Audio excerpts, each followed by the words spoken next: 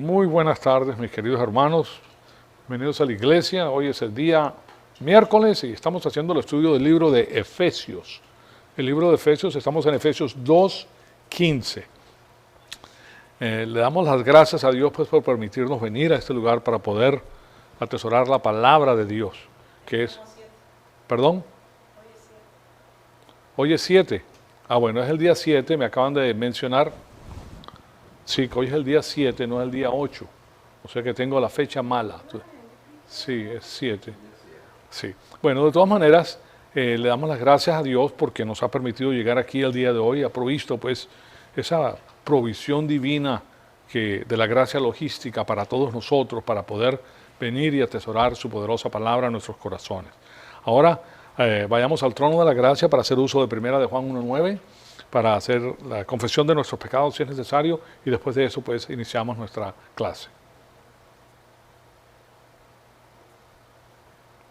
Amado Padre, en conjunto te damos las gracias por este enorme privilegio que nos das de permitirnos atesorar tu palabra en nuestros corazones. Te pedimos que el Espíritu Santo nos siga retando, Señor amado, para seguir creciendo y para conocer todo el consejo que tienes para nosotros en nuestra vida aquí en la faz de la tierra. Todo esto para la gloria y la honra de tu Hijo amado, nuestro Señor Jesucristo, en cuyo nombre te lo pedimos. Amén. Bien, estamos haciendo el estudio del libro de Efesios, y permítanme leerles el contexto de lo que estamos viendo en estos momentos. Dice el versículo 15 del capítulo 2, aboliendo en su carne la enemistad, la ley de los mandamientos expresados en ordenanzas, para crear en sí mismo de los dos un nuevo hombre, estableciendo así la paz entre el hombre y Dios, lógico, y para reconciliar con Dios a los dos en un cuerpo por medio de la cruz, habiendo dado muerte en ella a la enemistad. Y vino y anunció paz para ustedes que estaban lejos y paz para los que estaban cerca. Porque por medio de los unos y de los otros tenemos nuestra entrada al Padre en un mismo espíritu. Así pues, que ya no son extranjeros ni advenedizos, sino que son conciudadanos de los santos y son familia de Dios, edificados sobre el fundamento de los apóstoles y profetas, siendo Cristo mismo la piedra angular. Ahí tienen ustedes, pues, de donde hemos partido para ver todo el proceso que Dios ha hecho mediante el Señor Jesucristo para reconciliarnos con Él. Hemos visto que aquí hay varias porciones de la barrera que Él, con su obra de redención, ha eliminado como un impedimento para tener una relación con el Señor. Y como le dije la semana pasada, iniciamos esa sección viendo los componentes de la barrera de separación que existe entre el hombre y Dios, y también vimos la esencia inmaterial del hombre. Y les di unas siglas para que ustedes se recordaran de la misma. Pero primero lo que quiero hacer de nuevo es ponerles aquí los componentes de esa barrera de separación. Y tenemos que a la mano izquierda vemos que el pecado del hombre, que es la desobediencia del hombre, es culminada con la redención que hace el Señor Jesucristo en la cruz. Y la pena del pecado, que es la muerte, es lograda por medio de la expiación de esos pecados en Cristo Jesús, en la presencia del Padre. Y después el nacimiento físico de nosotros, que nacemos con alma y cuerpo, separados de Dios, viene la regeneración en el momento que creemos en el Señor Jesucristo. O sea que basado en esa obra, nosotros ahora podemos tener esa relación con Dios, hemos nacido de Dios. El punto número 4 es la rectitud relativa del hombre, con su rectitud imperfecta, que nosotros la hemos visto como la rectitud con el símbolo de menos, porque es imperfecta. Pero aquí tenemos la rectitud perfecta, que es la justificación, que es la imputación o la atribución de la rectitud perfecta de Dios a nosotros en el momento de nuestro nacimiento. Y después, el problema del carácter de Dios. Cuando hablamos del carácter de Dios, estamos hablando de la esencia de Dios, que es perfecta. Y Dios perfecto no puede tener relación con un ser imperfecto. Específicamente, pues, lo resuelve con el asunto de la propiciación. El hombre queda propiciado ante los ojos de Dios por la acción que hace el Hijo. Y después la posición del hombre en Adán, que es cambiada por la posición del hombre en Cristo. Una vez que nosotros aceptamos al Mesías, ahora nosotros estamos del lado ganador, ahora podemos hacer eso. Entonces, eso fue lo que vimos, y después de eso fuimos a ver la esencia inmaterial del alma. De una persona, pues, cada uno de nosotros tiene estos componentes y le da la capacidad al hombre para tener relaciones morales y relacionales. Y como les enseñé, pues, la semana pasada, esto consiste en estos 5 puntos que son los que contribuyen a la esencia del hombre, y les puse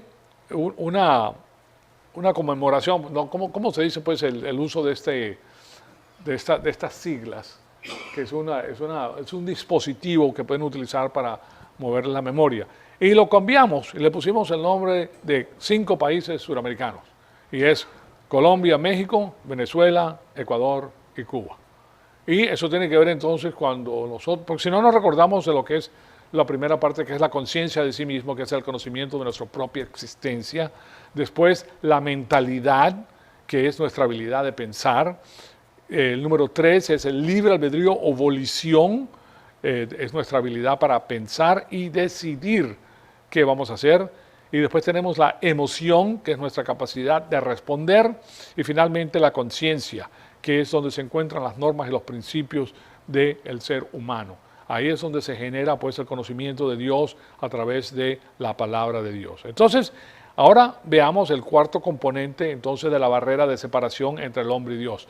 El problema que tenía el hombre cuando yo les pongo esto es que el hombre en su composición no es perfecto, pues, o sea que ustedes pueden ver a ver que de esto se compone el hombre. Ahora, Dios se compone de 10 atributos perfectos. Entonces, para tener esa unión del ser creado con Dios, tiene que intervenir el Mesías con su obra de redención, porque ahora nosotros poseemos lo que es el Hijo, porque en virtud del hecho de que Él murió, ahora nosotros estamos en el Hijo espiritualmente, y por eso, no por lo que nosotros hagamos, ni mucho menos, sino por lo que hizo el Hijo, que es el único que lo podía hacer. Entonces veamos este asunto pues de la rectitud relativa del hombre, que queda resuelta por la imputación de la rectitud perfecta de Dios en el momento de nuestro nacimiento espiritual. Y ese es esa es la próxima porción de la barrera de separación entre el hombre y Dios, el problema de la rectitud relativa del hombre. Y la rectitud relativa es una rectitud que es comparable entre los seres humanos, y eso es lo que hace el ser humano, que generalmente se compara a sí mismo con otros seres humanos. Y ese es su punto de partida. O sea, yo soy mejor que fulano porque hago esto y esto y esto, pero hay otra persona que es mejor que tú porque él hace esto y esto y tú no lo hace. Entonces no hay ninguna persona que utilizando la rectitud imperfecta del hombre pueda llegar a lo que es Dios en su perfección. Nosotros tenemos que recibir esa rectitud divina, y de la única manera que la recibes es creyendo en el Señor Jesucristo. O sea, que Él ya pagó por todos los pecados de toda la raza humana.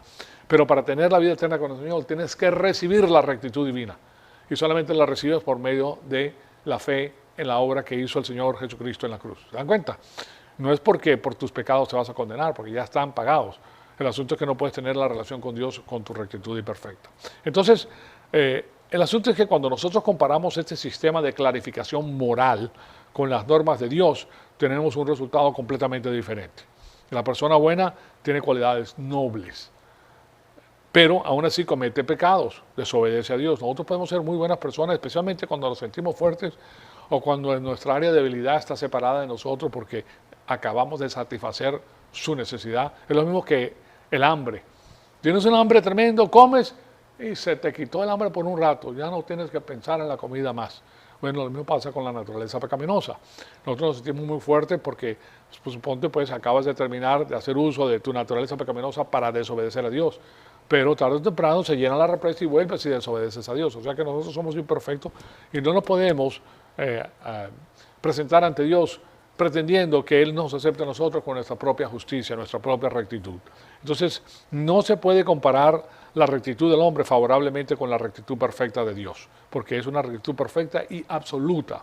Entonces, la rectitud humana no puede alcanzar la perfección de Dios, no importa lo que haga, no importa cómo se comporte. Yo les he comentado que ha habido cristianos muy devotos que hasta se han castrado para eliminar los deseos carnales, pero eso no significa que logran la perfección de esa manera. Fue una locura lo que hacen, y lo que han hecho. Un monje en particular me viene a la mente que hizo esto para no tener esos pensamientos carnales porque quería hacer la voluntad de Dios, pero imagínense el daño que se hace a esa persona y a la final sigue siendo pecador, porque si no lo hace por un lado, lo hace por otro lado.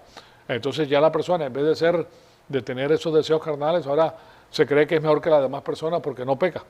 Entonces ya eso en sí es un pecado y una desobediencia, y es decirle que Dios es mentiroso. Porque el que dice que no peca hace de Dios mentiroso y la verdad de Dios no está en él. Eso es lo que nos dice 1 Juan 1:8. Entonces no puedes escaparte de esta realidad. Y claro está, nosotros tenemos que entender eso. Entonces En lo que concierne a esta rectitud relativa del hombre, nosotros vimos la semana pasada a Romanos 3:23, vimos a Eclesiastés 7:20, vimos a Romanos 3:10 y finalizamos con Isaías 64:6, que se los pongo en la pantalla porque esto, bueno, aquí tengo Romanos 3:23, que fue el que puse, por cuanto todos pecaron y no alcanzan la gloria de Dios. Eso es uno de los que vimos.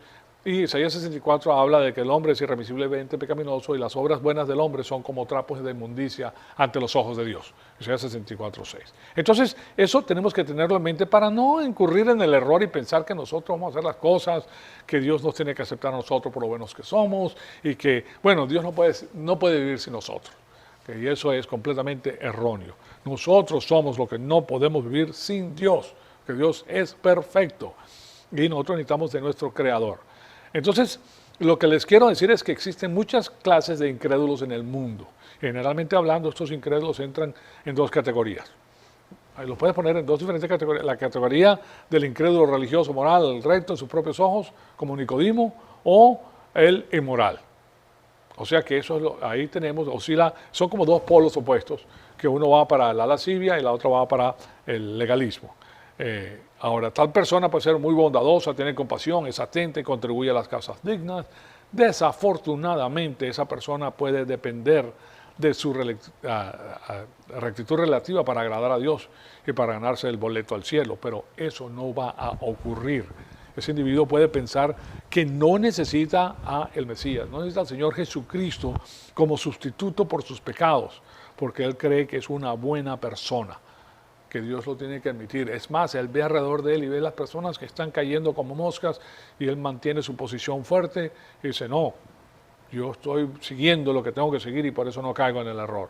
Entonces, en la otra categoría se encuentra el inmoral, el conspicuamente pecaminoso. Puede que sea promiscuo, que le gusten las intrigas, mentiroso, puede que sea una persona no ética, o quizás puede ser un delilecto, pues un borracho, un drogadicto, un criminal. Puede ser cualquiera de estas personas. La diferencia entre el moral y el inmoral es que los pecados del inmoral son obvios, mientras que los pecados de la persona recta en sus propios ojos es más difícil de detectar, porque en sus propios ojos él sabe esconder sus pecados bajo una fachada de respetabilidad. ¿Se dan cuenta? Entonces, pero nosotros comprendemos lo que es la naturaleza humana, cómo es el hombre, y nosotros no podemos ser engañados. Entonces, cuando se trata de lo que es el hombre, no importa qué fachada moral presente, nosotros sabemos que no, eso no es así, tú tienes fallos como las demás personas. Ahora, es más, la persona, fíjense en esto, la persona que dice que no peca y que está alejado de eso, está cometiendo el peor pecado de todos, que es la arrogancia. Yo seré como el Dios Altísimo. Él quiere ser como Dios Altísimo. O sea que solamente lo que Dios logró, que es Jesucristo en la cruz, Él dice, yo lo hago. ¿Se dan cuenta? O sea que Él es como el Dios Altísimo en sus propios ojos. O sea que no va a funcionar. Aquí el problema es que existe un dilema con estas obras buenas. Las obras buenas del hombre tienen que ver con este arbolito del conocimiento del bien y del mal, en la cual el hombre produce por su propia naturaleza, obras buenas. En su naturaleza pecaminosa tiene un área de fortaleza y un área de debilidad. En el área de fortaleza produce obras buenas. Y él cree que está produciendo lo bueno, pero resulta que esa producción está saliendo de su vieja naturaleza pecaminosa. Y eso causa un problema tremendo. Entonces, las obras buenas de la raza humana, que son la autorrectitud relativa humana de Isaías 64:6, que se los mencioné, forman el componente más engañoso de la barrera entre el hombre y Dios. El más engañoso porque es muy sutil. Entonces las obras buenas por lo general conducen al espejismo del legalismo y al farisaísmo, conceptos que tenía Nicodimo de sí mismo, porque nosotros lo estudiamos a él y nos damos cuenta de que eso es lo que tenía, ¿verdad? Algunos de los engaños de esa condición incluyen, yo voy a ir al cielo porque merezco ir al cielo. Porque mira a las demás personas, yo no, yo ando firme, recto, yo guardo la ley, yo me porto bien, yo tengo una sola mujer, yo no tomo, yo llego a mi casa temprano, yo no digo groserías. O sea, una serie de cosas que la persona quizás ha perfeccionado en su vida porque tiene esa tendencia, pero de todas maneras está errando. Entonces, voy a ir al cielo porque he vivido una vida ejemplar. Bueno, si vienes de nacimiento, sabes que tú vienes espiritualmente muerto, ¿okay? Por el pecado original de tu ancestro, Adán. Y ese fue el que te condenó. Entonces, o voy a ir al cielo porque he sido muy religioso. Pero al sumar todas las obras buenas del mundo, Esas dan como resultado la rectitud relativa, la cual no puede tener una comunión con la rectitud perfecta de Dios, porque Dios no puede tener esa relación con el ser humano. Entonces la presencia de la naturaleza pecaminosa hace la comunión con la rectitud absoluta imposible.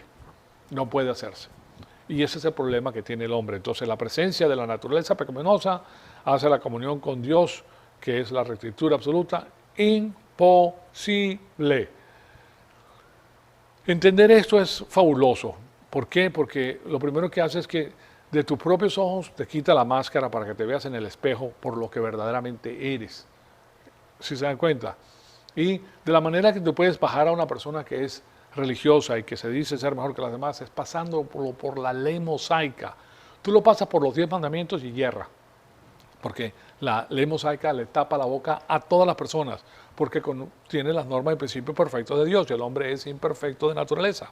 Entonces, por eso se los digo, pues, la única manera de que el hombre pueda tener comunión con Dios es teniendo una rectitud igual a la que tiene Dios, la rectitud perfecta de Dios. Y esa no se la puede ganar, ni se la puede merecer, ni puede trabajar por ella, ni es porque es muy simpático, o porque sea muy trabajador, o porque sea muy recto, muy justo. No, esa viene por medio de la fe en el Mesías, la fe en el Señor Jesucristo. Y Él nos atribuye a nosotros su justicia. En el griego se le conoce como dikaiosune. Dikaiosune tiene la connotación de justicia o rectitud. Son dos lados de la misma moneda. ¿Okay? Y nosotros tenemos que recibir la imputación de esto. Y por eso pues le quiero dar a Mateo 5:20. En Mateo 5:20 nos dice lo siguiente, ahí lo tienen en la pantalla. Porque les digo que si la justicia, que es la rectitud, dikaiosune, aquí ven la palabra dikaiosune, ¿verdad? En la parte de abajo, ¿sí ven la flechita? Dikaiosune dice ahí, que en este caso está traducida la rectitud, de ustedes no supera la de los escribas y fariseos. Imagínense lo tremendo que eran los escribas y fariseos en frente de las personas. Caminaban de cierta manera, tocaban la campanita cuando daban diezmos, hacían una serie de cosas increíbles para que la gente lo viera como tal. Ahora, los que sí sabían cómo eran ellos eran las prostitutas de noche, porque ellos de noche iban a ver a las prostitutas. Ellos sí sabían que esta persona por fuera te dice una cosa, pero por dentro son otra. Entonces, dice, no entrarán al reino de los cielos. Punto. Y la entrada al reino de los cielos se está hablando de la entrada ¿a qué? Al reino milenario de nuestro Señor Jesucristo para comenzar en la vida eterna. No vas a entrar, no lo vas a tener, porque no tienes la rectitud de Dios. Entonces, por eso es de lego garumin an peribesuo, ahí está, de kaiosune. Si no tienen la rectitud de Dios, ¿ok? O si tienen la rectitud de los fariseos, no van a poder entrar. Necesitan la rectitud del Todopoderoso Dios. Entonces, en otras palabras, lo que ustedes pueden ver aquí en estos momentos es que nadie es lo suficientemente bueno para entrar al cielo. Nadie, no existe, no importa qué título tenga. Puede ser un título religioso de alto, puede ser un obispo, ¿verdad? O puede ser una avispa. Hoy en día las cosas son así. ¿Ah? Yo veo que el calor está afligiendo a mucha de la congregación porque eso fue un chiste. Y no hubo respuesta, o sea que algo está pasando. ¿Se dan cuenta? Entonces, claro está, ¿cómo se puede remover ese impedimento de la barrera? La rectitud relativa del hombre es eliminada por medio de la imputación de la rectitud de Dios. O sea que en el momento que tú crees en Él, tú recibes la rectitud divina del Todopoderoso. Entonces veamos este asunto de la rectitud de Dios, porque es de vital importancia. Es de vital importancia, ¿por qué? Porque Jesucristo pagó por todos los pecados de toda la raza humana. ¿Me explico? De todos los musulmanes, de todos los ateos, de o sea, de todas las religiones del mundo, todas las personas, los buenos y los malos, pagó por todos los pecados de todos ellos. De Hitler, que mató 10, 12 millones de personas, ya pagó por los pecados de Hitler. ¿Se dan cuenta? Pero entonces, ¿por qué no puede entrar Hitler al cielo? Porque no creyó en el Señor Jesucristo, no creyó en el Mesías. Entonces no recibe la imputación de la rectitud de Dios. Y sin eso no puede tener el contacto con Dios como lo tiene que tener. No ha nacido de nuevo. No nace de nuevo. Tú no aceptas el regalo de la gracia de Dios, tú mismo rechazas el amor de Dios. Y el amor de Dios contiene pues la vida eterna. Entonces, veamos el lado de los activos y haberes. Aquí tenemos algo que es muy interesante. En el libro mayor de contaduría, ustedes saben que hay haberes y deberes. Haberes y deberes. Si lleva mucho tiempo en los Estados Unidos, aquí se llaman assets and liabilities. Assets and liabilities. Haberes y deberes. lo que se tiene y lo que se debe. Entonces, con la escritura de una pluma, se puede cambiar de un pasivo o deuda a un activo o haber. Solamente con una pluma, lo pasa de aquí a aquí y se acabó el problema, ¿verdad? Pero para cambiar del pasivo de nuestra rectitud relativa al lado del activo de la rectitud de Dios, es algo que Dios solamente puede hacer. Nadie más lo puede hacer. El hombre no lo puede hacer, no tiene la capacidad, no tiene la fuerza, no puede pues, ir hasta el trono de Dios y presentarse a su presencia para decírselo porque no tiene, primero que todo, cabida, no tiene entrada para hablar con el Señor. Entonces, por eso es que les quiero poner en la pantalla a 2 Corintios 5:21. ¿Okay? ¿Qué nos dice 2 Corintios 5:21? Bueno, muy fácil.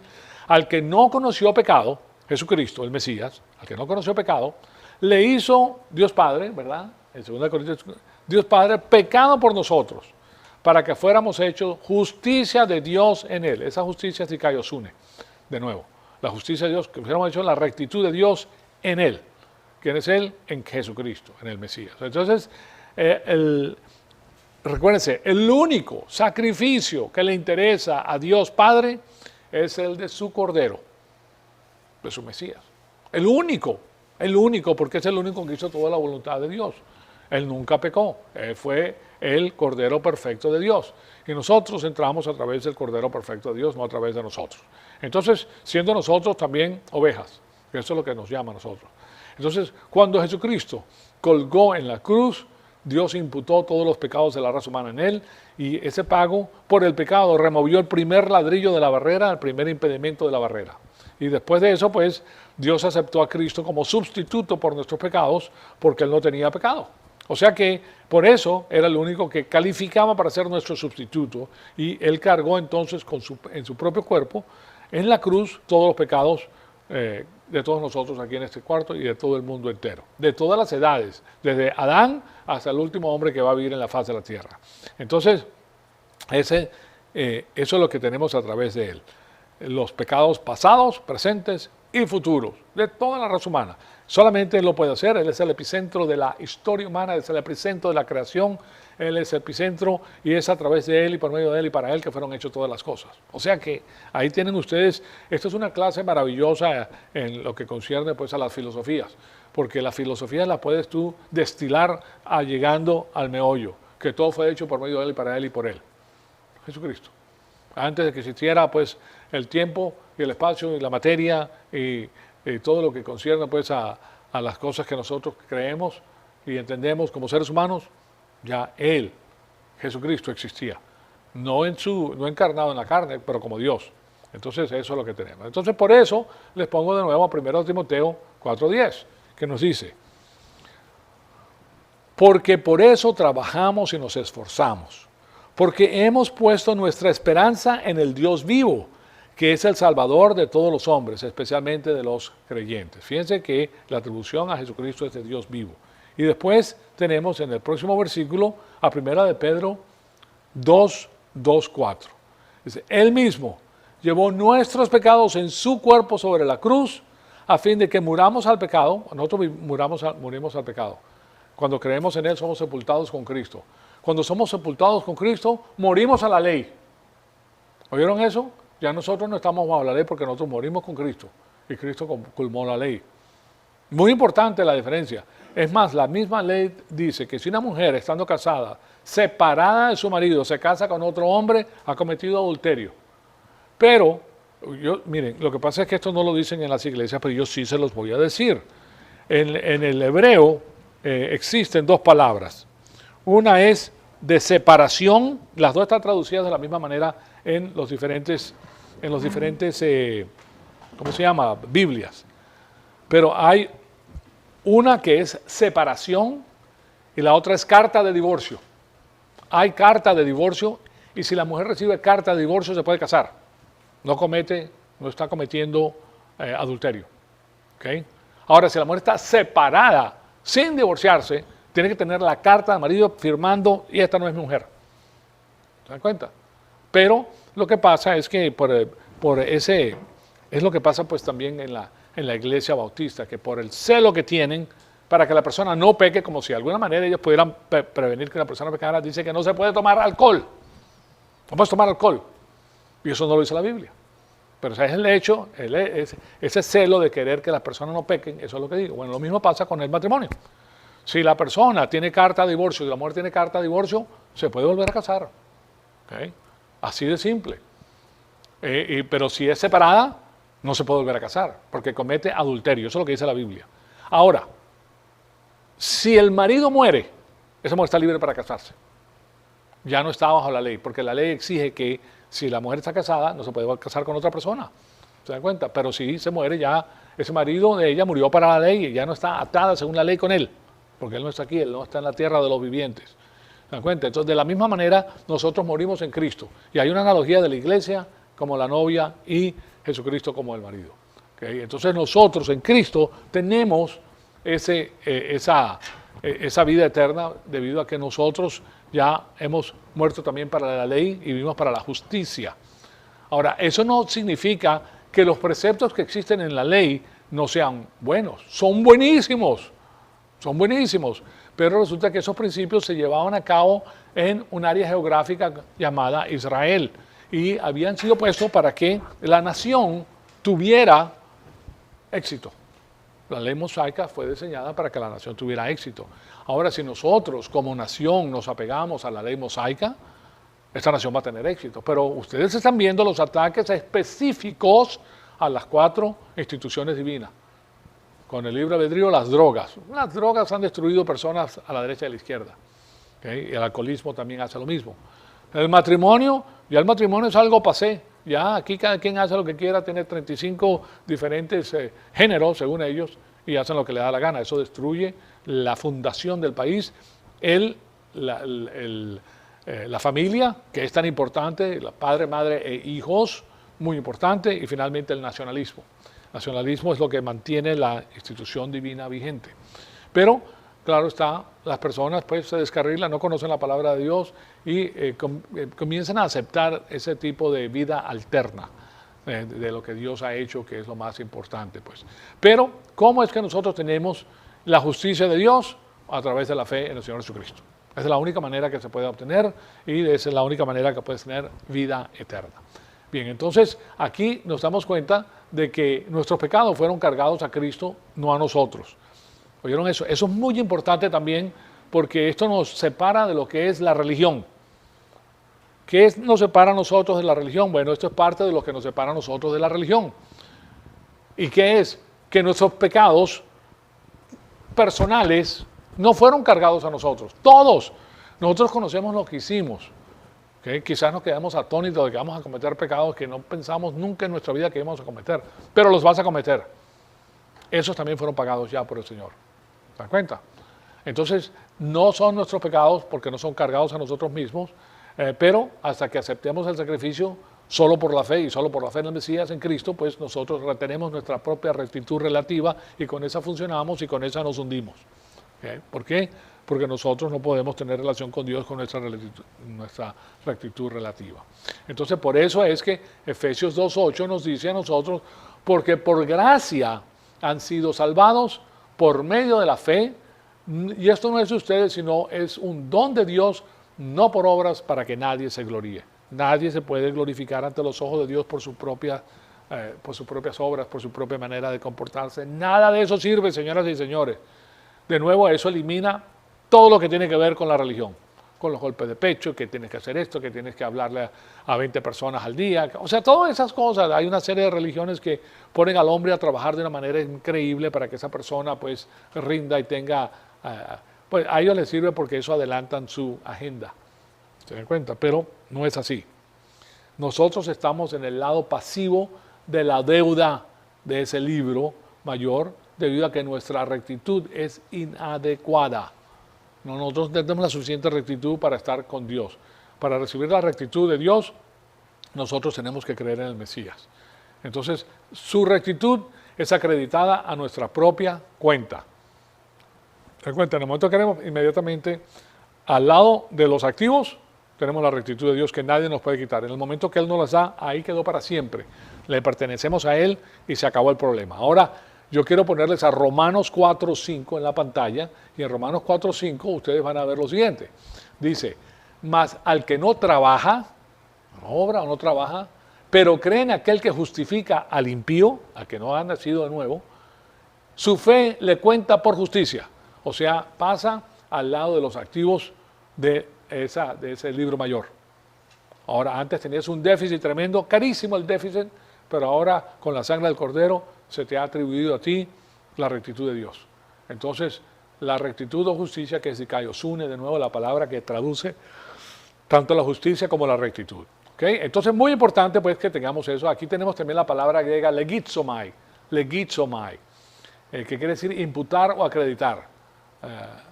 Se le cuenta, esa palabra se le cuenta, ¿verdad? Es legizomai, que es imputar o acreditar algo a cuenta de alguien. Entonces, la imputación o crédito, pues es un término antiguo de contaduría que quiere decir acreditar a alguien en el libro mayor de la contaduría. O sea, que ahora nosotros tenemos cuentas claras y el chocolate espeso con el Señor. Estamos en el lado correcto. ¿Qué produce eso en nosotros? Una paz impresionante, una tremenda paz, que su amor a nosotros nos mantiene. Pero nosotros podemos entender eso muy fácil. Si tú tienes un bebé, si tienes un varón o una hembra, tú ese varón o hembra no le vas a decir que se vaya de tu casa a los 3 años porque te desobedeció, ¿verdad? Es más, ni te pasa por la mente. Ni a los 5, ni a los 10, ni a los 15. Tú no vas a botar a tu hijo de tu casa. Bueno, no quiere decir que no suceda, porque hay casos en los cuales han sucedido. Hay casos en los que existe un abuso de los padres para con los hijos tremendo. Pero estamos hablando de 1%, 2% de la población. Generalmente la población a sus hijos lo tiene, es parte tuya. ¿Sí me explico? Entonces tú no vas a decirle a él que si tú no me desobedeces te largas de la casa. Pues imagínate el pavor que le entraría a un joven de 5 años a decirle eso. O sea, no lo vas a manipular de esa manera. Lo mismo pasa pues en la familia real. Simplemente porque desobedezcas a Dios no significa que vas a perder la salvación o que ya no eres hijo de Dios. No, Señor, de ninguna manera. Entonces ya nosotros tenemos pues en el libro de contaduría acreditado a nosotros eternamente la rectitud de Dios. O sea que la expiación nos saca de la deuda en rojo que teníamos con Dios, mientras que la imputación nos pone al lado de los activos en tinta negra. ¿Te das cuenta? O sea que cuando tú vas y te das cuenta de la perfección del plan, te das cuenta que tú no necesitas ponerle nada, porque si tú agregas algo a este plan, vas a agregar algo de un ser imperfecto. Y el ser imperfecto obviamente puede producir cosas imperfectas. Entonces ya el plan de Dios no sería perfecto. Pero el plan de Dios es perfecto porque es hecho por Él y Él sabe cómo lo hace. Entonces nosotros no trabajamos, ni nos ganamos, ni nos merecemos la salvación. Nadie. Lo mismo ocurre con el don espiritual. Nadie se lo gana, nadie se lo merece, nadie trabaja por él. Es dado por Dios. Eso es una de las cosas que ocurre en el momento de nuestra salvación, que recibimos por lo menos un don espiritual. Ese don espiritual es el que nosotros explotamos para la gloria de Cristo. Bueno, entonces nosotros ni trabajamos de nuevo, ni nos ganamos, ni nos merecemos la salvación. La obra de Cristo en la cruz quita la deuda de nuestra rectitud relativa y nos acredita con su rectitud perfecta. De esa manera podemos tener ¿qué? Vida eterna con el Señor, entrada al reino de los cielos y la posibilidad de poder obtener una mayor herencia a través, ahora sí, de nuestras obras divinas. ¿Se dan cuenta? No es que te vas a ganar el cielo por las obras, pero sí a través de las obras de bien divino, que son las que Él preparó de antemano para que nosotros anduviéramos en ellas, entonces vas a tener algo extraordinario en el cielo. Eso es para las personas que lo aman. Entonces, por eso también tenemos a 1 Corintios 1:30. Mas por obra suya están ustedes en Cristo Jesús, el cual se hizo para nosotros sabiduría de Dios y justificación, que es rectitud, y santificación y redención. Todas estas son cosas que Él hace simultáneamente para nosotros en el momento de la salvación. Entonces, ese es el cuarto componente de esa barrera, que es la rectitud imperfecta del hombre. Ahora veamos la quinta parte de la barrera, que es el carácter de Dios, que es perfecto, queda satisfecho con la obra de su Hijo perfecto en la cruz. Cuando la Biblia habla entonces de la gloria de Dios, cuando la gloria de Dios es la esencia de Dios, señoras y señores. Cuando nosotros estamos glorificando a Dios, estamos glorificando su esencia. Se refiere a su carácter o esencia entonces, y esa es la combinación de atributos que distingue a un individuo. Entonces, cada miembro de la Trinidad, que es el Padre, el Hijo y el Espíritu Santo, poseen las mismas características, que es soberanía. Esta es la esencia de Dios, de paso. Si lo quieren escribir, escríbanlo porque esta es parte de la esencia de Dios. ¿Qué tiene? Soberanía, número 1. Rectitud, número 2. Después tiene omnisciencia, omnipotencia, omnipresencia. Ahí van 5. Y después de eso tiene inmutabilidad y veracidad. Dios es amor, pero le está dando los atributos que tienen que ver con la salvación.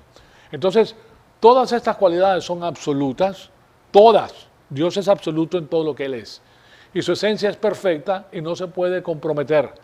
Dios no puede comprometer su esencia con personas imperfectas. Para nosotros es algo maravilloso porque fíjense lo que ocurre. Y esta es la manera y la pauta que Dios nos da a nosotros para saber con quién debemos estar. Nosotros sabemos que amamos a Dios. Nosotros sabemos que vamos a tener relaciones en el mundo con diferentes personas.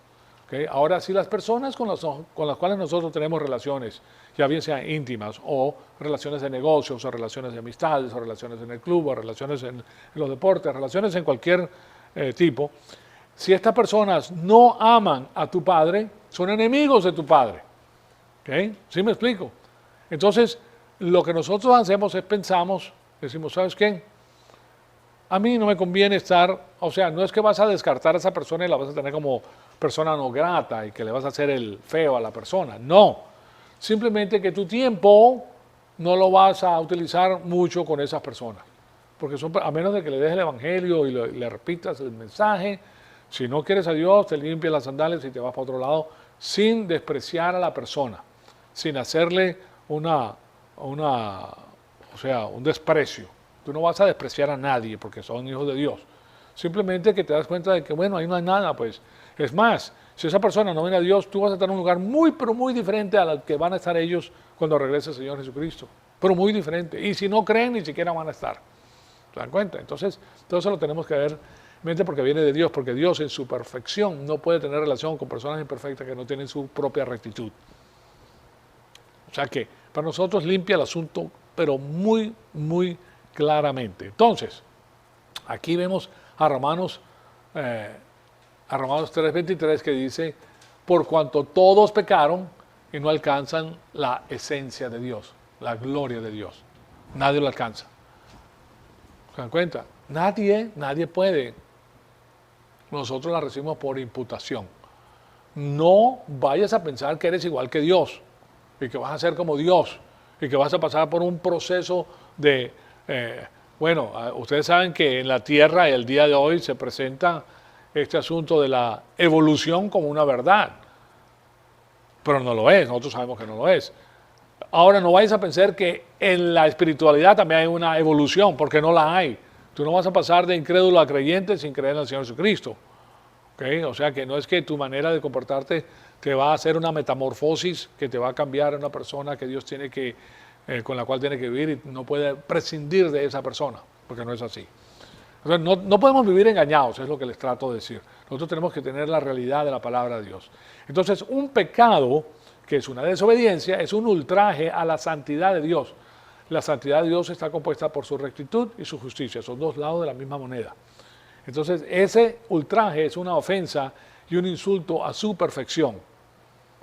Debido a que todos hemos pecado, pues no somos aceptables a Dios. Simplemente, o sea, ustedes tienen que comprender que Dios es el perfecto y Él hace todas las cosas. Y lo diseñó de esa manera Dios para que nosotros tuviéramos que confiar en su Hijo amado, que es el único que hizo la voluntad de Dios. Entonces, por eso, de nuevo, Isaías 64:6 nos dice, todos nosotros como el inmundo, como trapo de inmundicia, todas nuestras obras justas, está hablando de lo mejor que nosotros podemos producir en nuestra carne. Todos nos marchitamos como una hoja y nuestras iniquidades como el viento nos arrastra. Nosotros podemos poner y apantallar a las demás personas que somos buenos, sobre todo las personas que no conocen a Dios, que te creen porque ellas personas creen en la bondad del hombre y creen que el hombre es perfeccionable, etcétera, etcétera, etcétera. Pero no es así con una persona que conoce a Dios.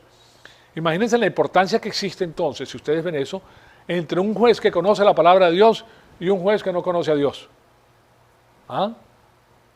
Porque el juez que conoce a Dios sabe que las personas son pecaminosas y que cometen actos delictivos. Pero el que perfecciona a la gente dice, no, esto fue un error que se cometió porque esta persona sufrió algo y lo sobrepasa y lo acomoda a su manera para que esa persona no sufra. Pero esa no es la verdadera justicia de Dios. Entonces, eso es muy interesante. Y después en Romanos 8:8 nos dice, y los que están en la carne no pueden agradar a Dios. Ahí tienen ustedes pues la distinción que existe entre la persona espiritual y la persona carnal. Ahora, la persona carnal que no ha nacido de nuevo tampoco puede. O sea que esto se dirige tanto al creyente que está caminando por medio de la carne como al incrédulo. Aunque no utiliza aquí la persona psúquicos, que es almático, o lo puedo decir almático, también la podemos decir, la otra palabra que existe para el alma es ánima, ¿okay? Que es su propio instinto carnal humano, pero no es así. Entonces, aquí ustedes pueden ver que simplemente hablando, Dios no puede tener nada que ver con el pecado o con su iniquidad. No puede tenerlo, no lo puede hacer, no lo puede admitir. Su rectitud exige la condenación del hombre pecador. Lo que la rectitud de Dios exige, entonces, la justicia de Dios se ejecuta. El pecado tiene que ser juzgado. Y las bendiciones divinas de la salvación y de la vida cristiana no pueden pasar por el ducto de la gracia, porque recuérdense que la gracia viene a nosotros no basado en qué y quién somos nosotros, viene basado en qué y quién es Él. Pero si estás en pecado, entonces tú estás tronchando toda esa logística.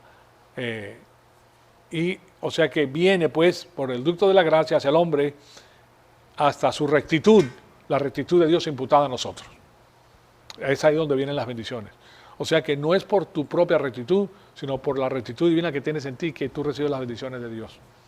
Interesante, ¿verdad? Son conceptos que son muy, pero muy interesantes y nos damos cuenta que la justicia de Dios tiene que ser satisfecha y el único que la satisface es el Señor Jesucristo.